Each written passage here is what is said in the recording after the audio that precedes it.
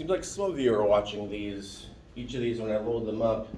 It's getting like 100 views, so it's getting some views. Although, I fully admit, they're not the best quality as far as video recording technology goes, but so today when I'm going to start off, this chapter we talk a lot about the commodity chain, and I'm going to give an example that has a strong local connection. Anyone play board games?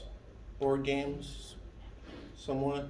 Well, there's a local company in Minnesota here called Fantasy Flight Games that through the years worked its way up and became kind of one of the largest international board game companies.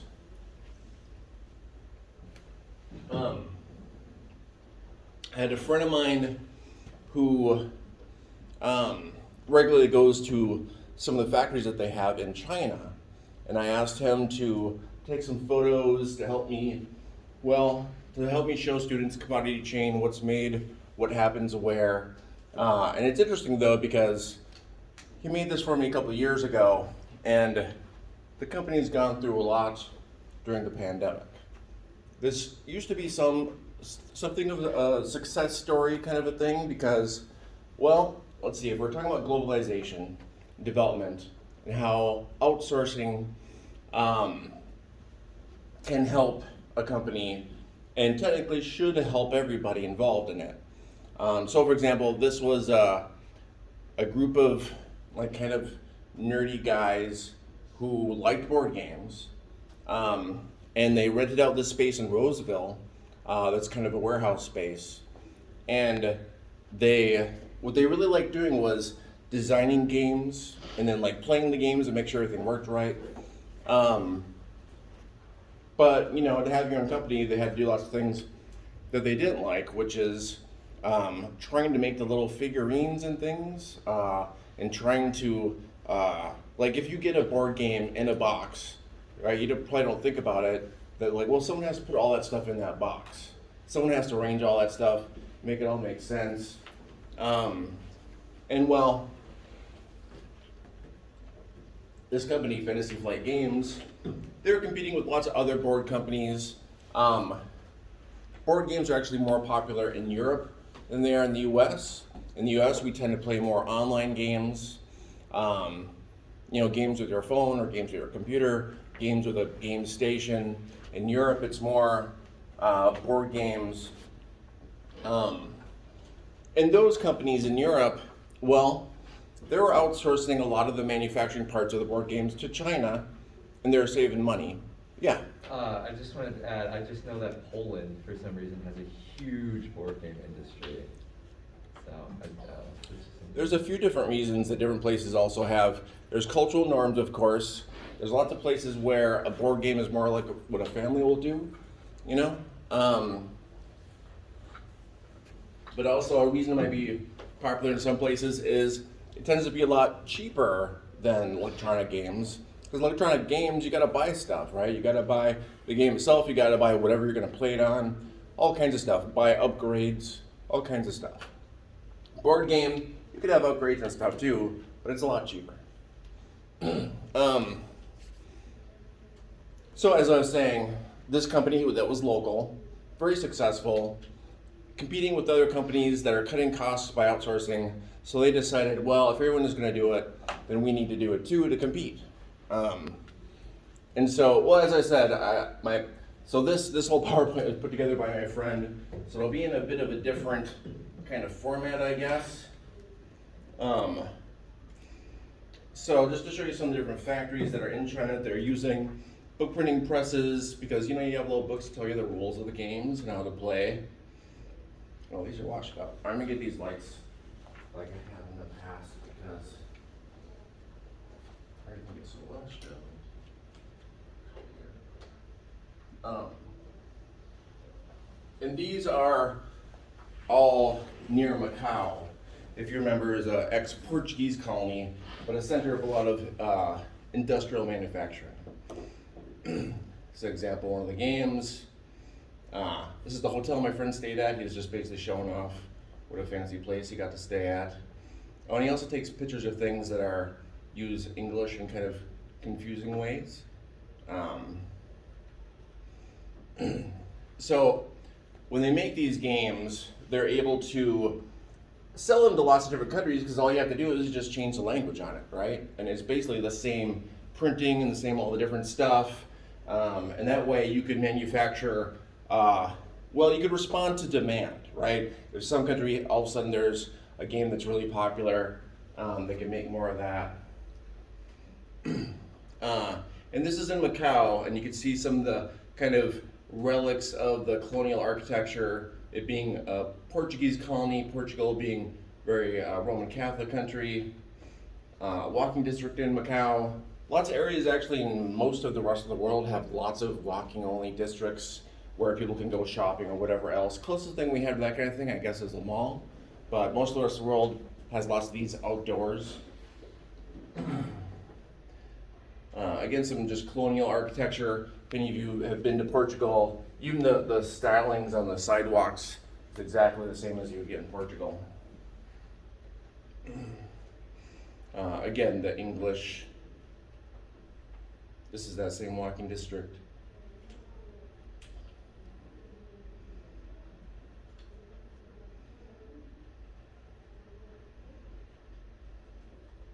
Incense burners. Some more of the factories, printing press, right? Like I said, these are the cards that will go in games, right? And you print out versions that don't have the language yet, and that way you can print them to demand.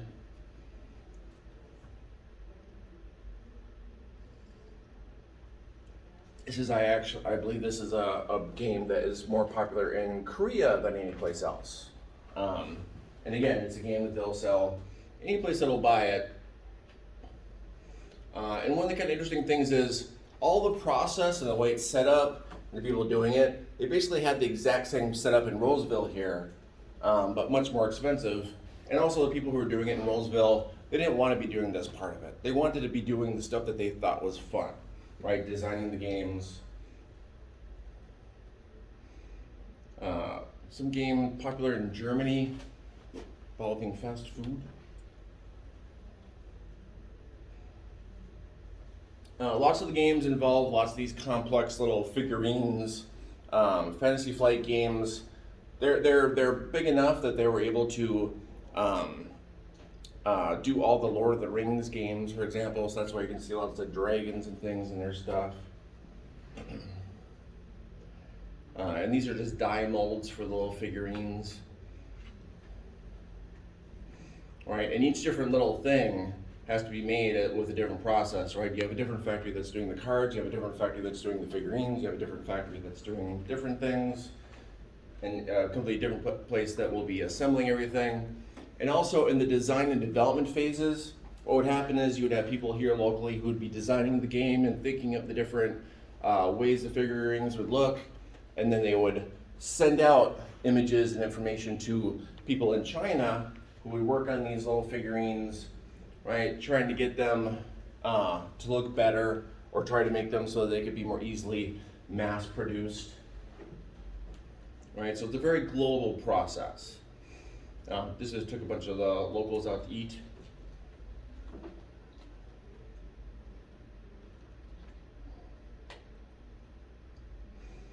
Puzzles, very, very popular internationally. People like puzzles just everywhere. These are just putting things in the actual boxes. And again, this whole setup was exactly the way they had it in Roseville, even the way the tables are laid out and who does what. Another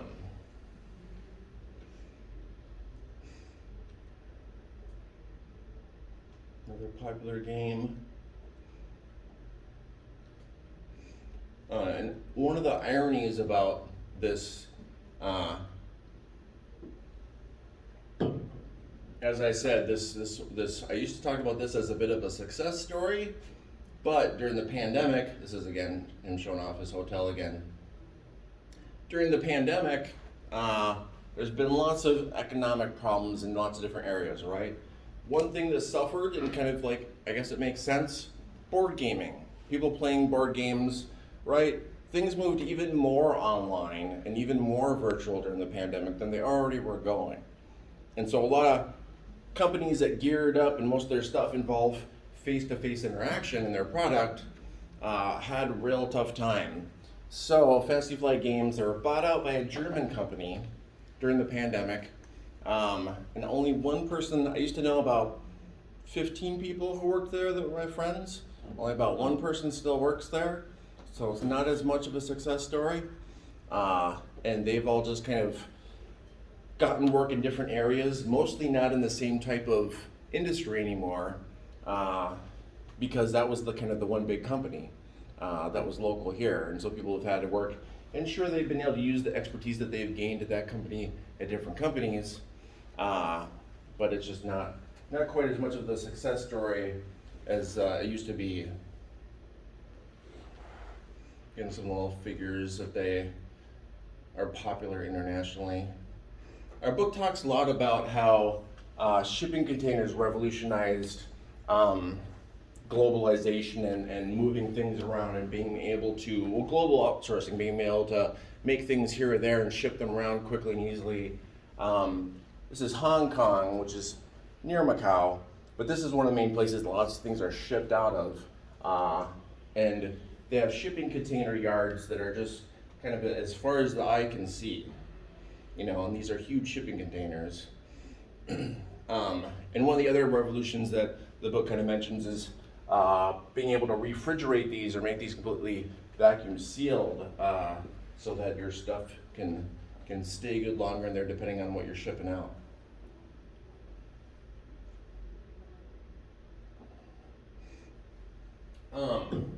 One of the things that they had hoped by expanding their manufacturing in China, they hoped that would also be a place that they could sell games to, because Asia, that's a giant market, right?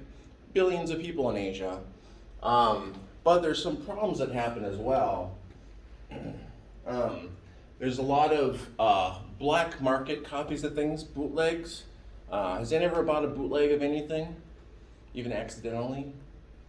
I accidentally bought bootlegs of some movies actually when I was in China. I don't think I've told this story before. But when I was in China, this was like 2006 or 7, so it wasn't that long ago. But I was walking around and I was in an area that was like a place that things were being sold, right? Went to a store, looked like a regular DVD store.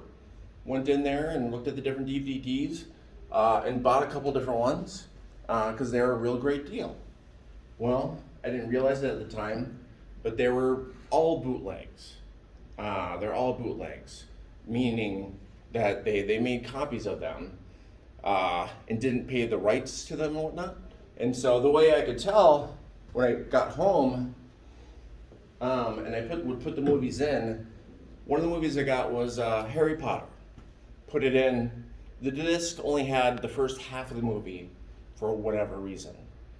Don't know why, but that's another one that I got. What the heck movie was that? All right, I don't remember the movie, but what someone had done is they went and saw a movie and they brought their camera, their phone, and they just sat in their seat and they just recorded the movie from their seat. And that is the version that was sold to me on a disc as a DVD that had a printed out copy that looked like it was legitimate. But in the movie, as you're watching it, you could see the shadow of people's heads as they're walking around, and you could hear people talking in Chinese. Very weird thing. And so I figured out that they were all bootlegs. And one of the ways that I could tell, well, if things are being manufactured in China, a bootleg sometimes can be higher quality because since everything is made there, they could sometimes even use the same factory to make the bootlegs that has all the same printed and everything else. Sometimes they just put the stuff together themselves. So a number of the movies that I bought, when I looked at the back and went out later, all the stuff was just kind of gibberish. It would be the names of actors who were not in that movie and different things that were not connected to the movie at all, even though you flip it over and the pictures of the movie you thought you were buying. So bootlegs, why does it matter? Well, that's all part of that informal economy, right? It's not legal. They're not, paying taxes on that stuff. They're not paying the intellectual copyright owners of the stuff who made it, whether it's a movie or a game, right? It also makes it so that you don't want to maybe have your manufacturing in a country if you know that your plans and everything is going to be taken and they're going to make a bunch of bootlegs of the stuff, right? So these are the kind of tensions that happen when, well, a lot of people moving their manufacturing to China, seems like it's cheap and it's a good deal, but then you have this whole underground economy thing that is going, it takes away some of the profits you would have been making. Well, that's it. All right. So,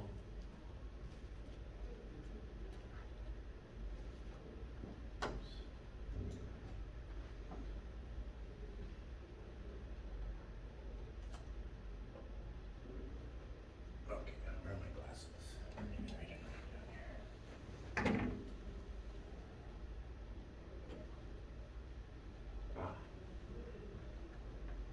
here. All right, so as I said, this chapter talks a lot about the commodity chain. All the chapters we've been looking at already actually use this video. As it says, commodity chain steps in the production of a good from its design and raw material to its production, marketing, and distribution, right? So everything that goes into a product, from even just like the idea of the product, all the way through to when it arrives at its final destination, you're getting your package that is the product, right? All the things that it has to go through that cost money, that are part of the cost that you're paying. Commodity chain.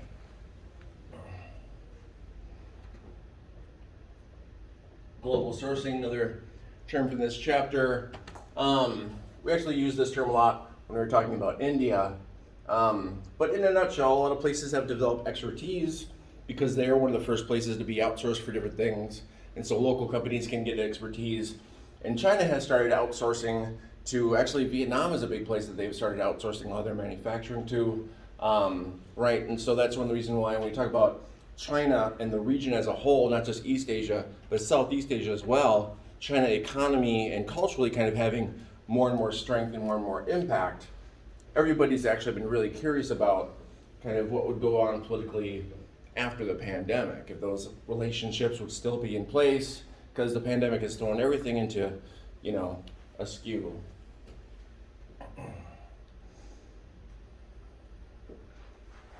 I mentioned before about how this chapter kind of jumps around in topics a lot.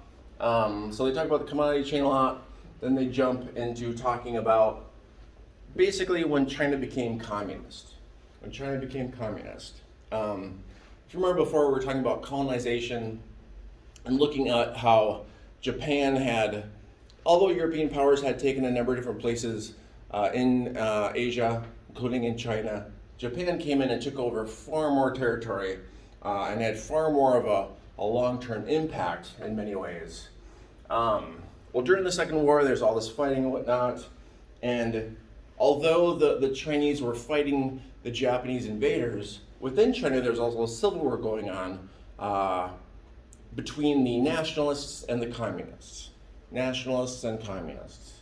Now, both sides of the civil war were in agreement that they felt that China should be under the control of the Chinese. What a unique thought, right? And they both agreed to that. The nationalists felt, that should be a capitalist system. The communists thought that should be a communist system. Now during the Civil War and during a lot of these fights, there's so much that happened.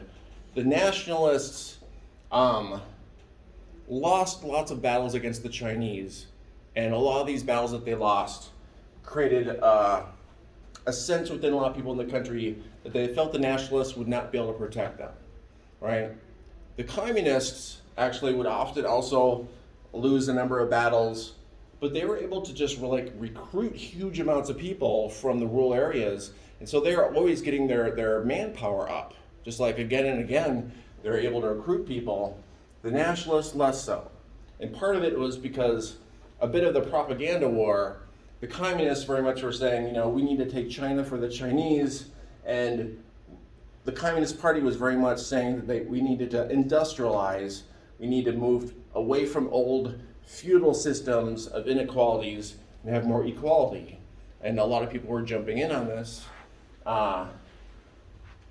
Well, in the end of the Civil War, the nationalists were basically pushed out of China to Taiwan, which has become a modern industrial powerhouse, a very prosperous place.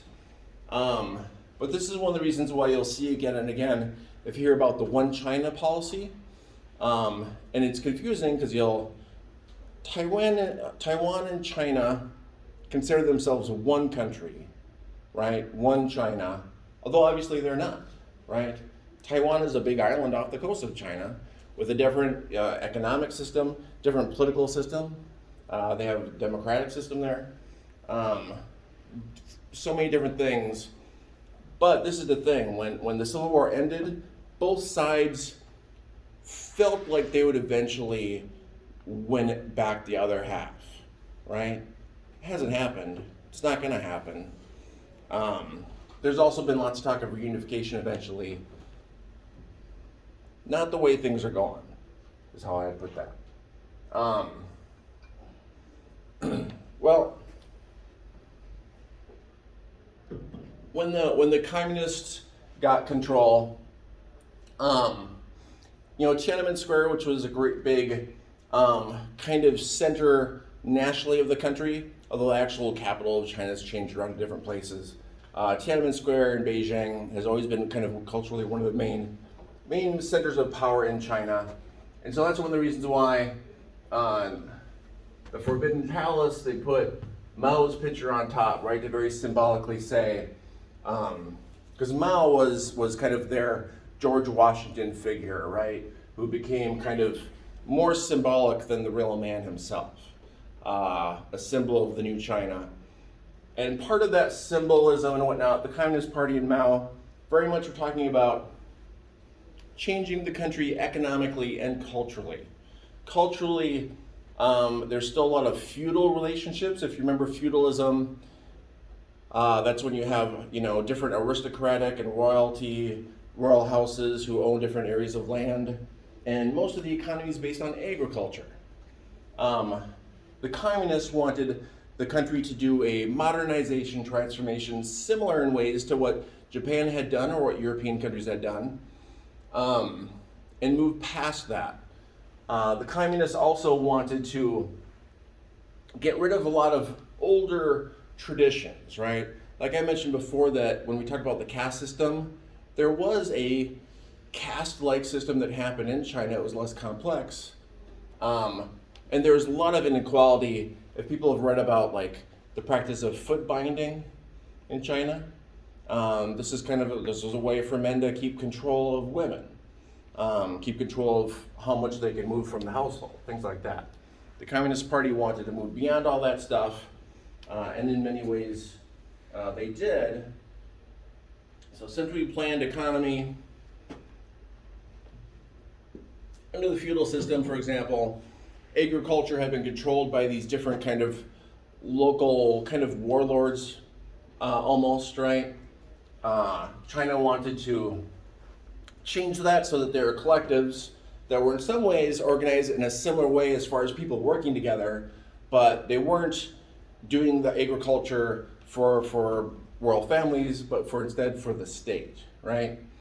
And the first 5-year plan, and there was a bunch of these 5-year plans, most communist countries, that's how that they would stage things. They'd have different 5-year plans and things that they would say they'd want to do.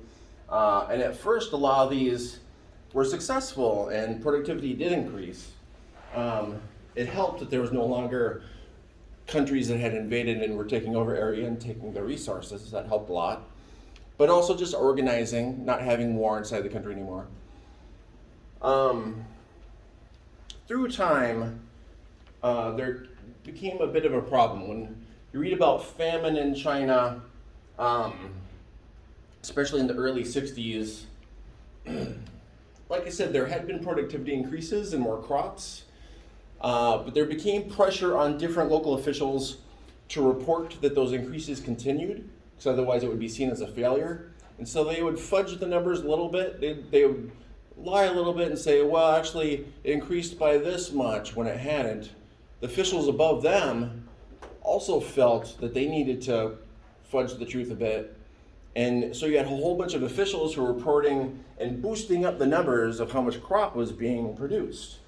What this did in the state apparatus, you had people at the top who were looking at the numbers and saying, oh, look, the productivity is still increasing a lot, so we could take even more agriculture and sell it, right? We could take even more. And what happened was a lot of these rural villages, all their food was taken, right? Because no one was reporting the correct numbers. Well, if all your food is taken, I mean, there was mass starvation. More than 20 million people starved to death in the early 60s due to these things. Eventually, it became clear that this final phase, this had been a big failure. I mean, millions of people starving. So, whereas some pushed to reevaluate the system and what they were doing, Mao, who was still in control at this time, he felt that the reason that had been a failure is that people still had not moved on, modernized enough culturally, and there are too many influences from the West. So what he did, the Cultural War, they locked up a lot of people who had been educated in the West. And a lot of people who had positions of power and authority back when colonialism was still kind of predominant in the area. So it was seen that there had too many Western influences. But what this did was, they locked up a bunch of people who were like experts in their fields, right? And so they weren't able to utilize their expertise, and so things got even worse.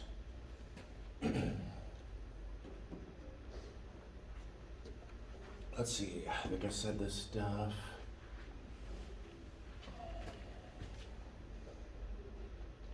All right, Chinese economic reforms.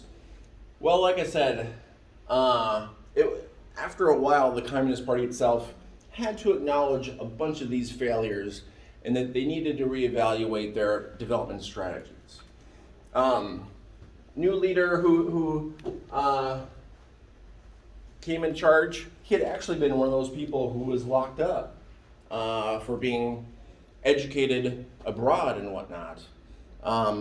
They released a bunch of people who had been experts in different things, and they became leaders often in the government.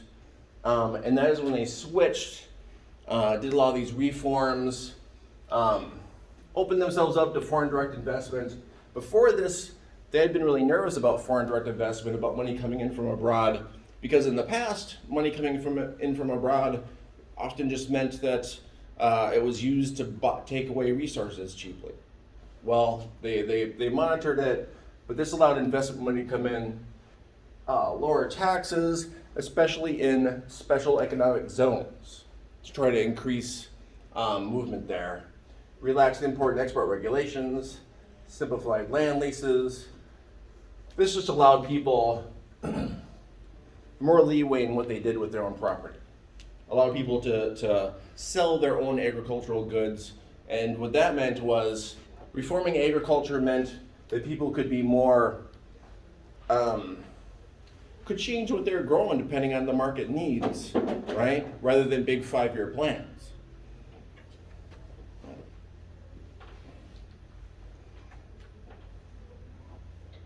More recently, China has been pushing still to modernize, and if you remember, we saw lots of other countries where their agriculture still hasn't been mechanized. And the thing with mechanization of agriculture is it will change your country culturally. So like the United States, small town America has never really come back from when we industrialized farming, right? Small towns, unless they're within a certain zone of main cities, have been in decline. If you go out driving somewhere, going through small towns, they're very often in decline. That's because when we mechanized, and we did this like 100 years ago, but when we mechanized, that means you need less people to work the farms, right? That pushed down wages on farms, so people moved to cities for jobs. But at the time, cities were industrializing, so that was actually very useful for lots of cities. There was in the United States and in Europe when this happened, sometimes there were too many people that were moving to the cities. Cities had not built up enough infrastructure, and so you would have like small shanty towns and stuff, the likes of which that we see in other places that have the exact same thing going on right now.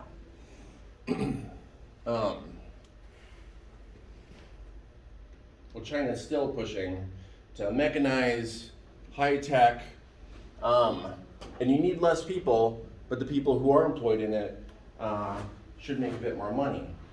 And similar to in the US, like in the US, we have big farms that are taking over small farms. That's been a process that's been going on for many years.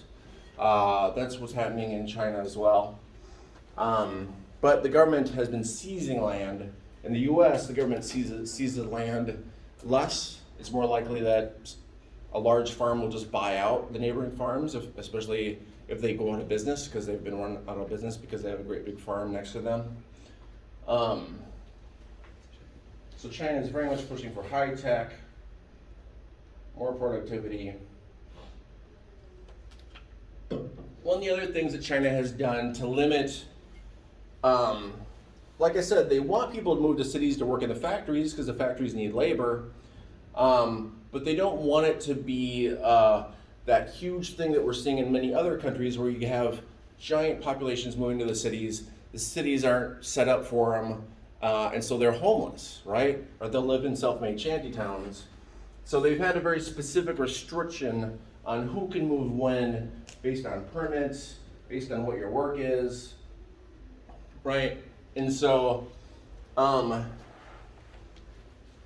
what that has done is that it has controlled the growth of those cities. Although the cities in China are very big and very populated, they don't have the large masses of homelessness that many other cities do. So we're going to talk about Tiananmen Square a little bit more, because it was mentioned a bit. I don't know if y'all remember the big Tiananmen Square protests. I think it was more than 20 years ago now. Well, you might remember, have seen it on the news. 20 years ago or so, there was huge pro-democracy demonstrations in China. These were put down by the Chinese government. One interesting thing is that the propaganda about this whole thing was that these were like a few college students who are radicals, but it wasn't a few college students. It was a large mass of people who just wanted democracy.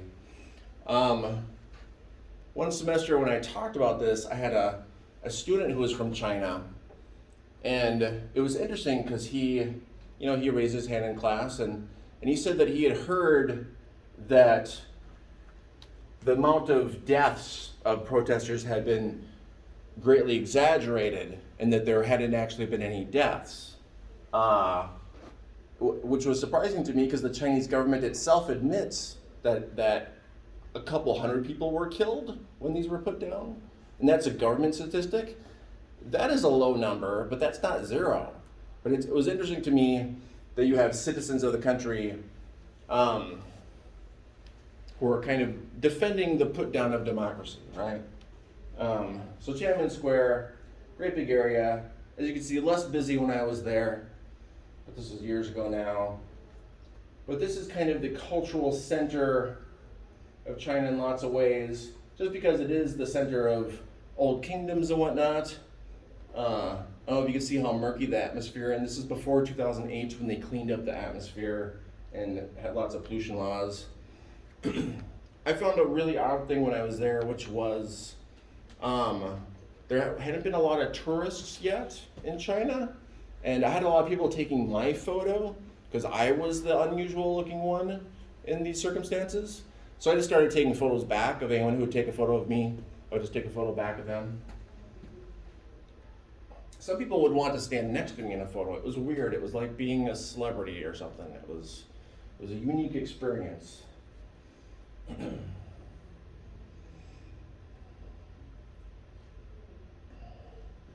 As you can see, there's some kind of folk architecture some buildings from when there was the empire there. There are these huge lines. These are the lines actually to see the body of Mao that is on display for people to visit. So you can see the line goes on and on and on. This is my local guide basically explaining that we should not spend all day doing that and that we should do other things because it's not actually that interesting. We agreed it's not what we wanted to spend the day doing. So instead we went to the Forbidden City. This is an area that had only been open to royalty until the communists took over. Then the communists made it open to the public, right? And you can see you have a mixture of styling and architecture here. Some of these things are from like the 1500s. Some things are from the 1800s. Again, like I said, picture of Mao going in there. Our book suggests that the ears on this painting were exaggerated to indicate that he's listening to all of China's needs. I don't know if they look that big. Going inside. Steps that you couldn't use anymore are some of the steps from the original foundations and whatnot that were, hundreds and hundreds of years old. You could still see the dragons and whatnot on them. I believe that they have put some of these under protection because there's a little bit of acid rain. If you have a lot of pollution mixes with rain, you get acid rain. Like in Europe, a lot of the statues started corroding and the noses would be melted off kind of on lots of older statues, and so they started moving them in or putting them under things. But then they moved up their environmental regulations, at least in Western Europe. But you don't want carvings that are ancient to just be worn away through time. This is going inside. Lots of old palaces around the world. Part of the purpose of them is to basically show the control of space. This is another family who took a picture with us, so we just took a picture with them. Lots of children were celebrating their birthdays. Common place to go. But palace grounds, if you ever go anywhere in the world and you notice palace grounds kind of go on and on, a big part of that was to show the control of nature and of space. And so you'd have very manicured lawns, right? And this is wherever you go. If you go to Paris, if you go to China, if you go to India, palace grounds will kind of go on and on.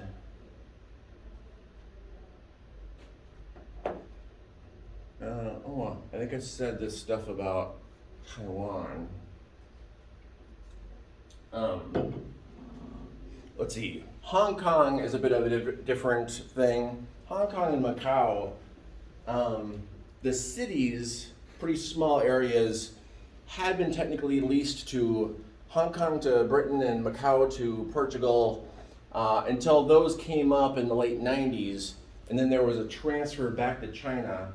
And there was a big worry at the time. Britain actually changed some laws that allowed people who were living in Hong Kong, if they were uncomfortable with the change over to China having control of Hong Kong, they could move to Britain, or they could move to other places that were former colonies that were willing to take them in. So a lot of Chinese actually moved to Belize, which is a Central American ex-colony of the UK, and into other places. But most people stayed there to see how it went. And for a while, Hong Kong was run the way it had been run previously. But through time, there have been pushes by the Chinese, anti-democratic pushes, and the Chinese government kind of taking more and more in control of things in Hong Kong. So there's a lot of pressure in Hong Kong, a lot of protests still today, lots of protests. Let's see, jump into North Korea. I thought our video actually showed a lot of good information about North Korea. In a nutshell, at the end of the Second World War, the kind of winning countries, mostly the United States and the Soviet Union, they split a lot of places. That's why Germany was split up forever, right? It's because, they're like, well, we ended the war, we'll just divide these places up. A lot of former colonies, so the Koreas, well, one Korea was split into two. And then it wasn't very long until a war ensued. The war lasted like 3 years, but the border stayed about the same. Today there's a demilitarized zone, and it's actually one of the largest nature preserves. That is the border zone between the countries. And it's a nature preserve just because it's hugely mined, and so no one wants to go over there. No one interrupts the nature or whatever, other than animals randomly going over explosives every now and then.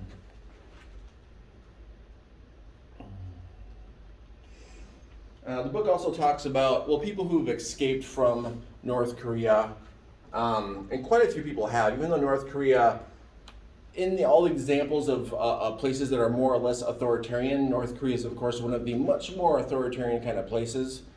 People have been able to escape. Sometimes in South Korea, they become kind of local personalities for a little while. They'll be on TV shows and talk about their experiences and what they've been through. But they have real mixed end results when they with the rest of their lives, because, very often they will have had to leave their family. They don't have a lot of connections in South Korea. So anyway, a lot of people do escape. Lots of short movies about them and what they've been through. I think I also talked about this before too.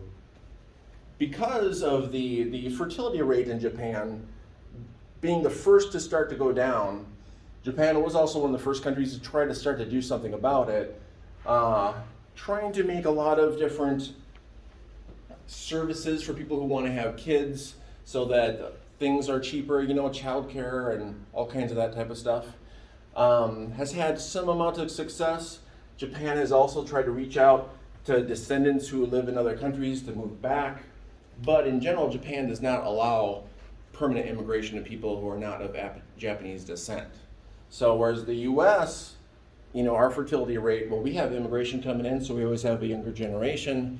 A lot of countries just don't do that. A lot of countries don't have the norm, the immigration norm. I think we're toward the end. All right. What I want to do today, we got lots of time left. All right. As always, I'm going to have you work on a couple questions. I think I'm just going to make it 2 today.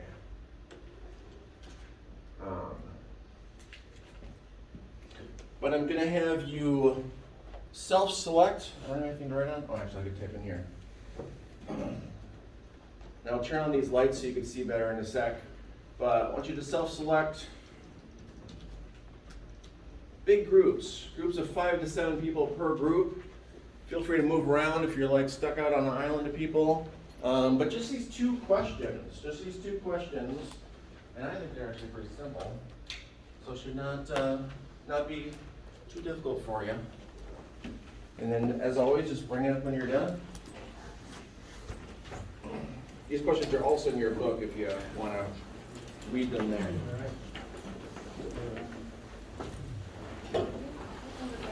Yeah.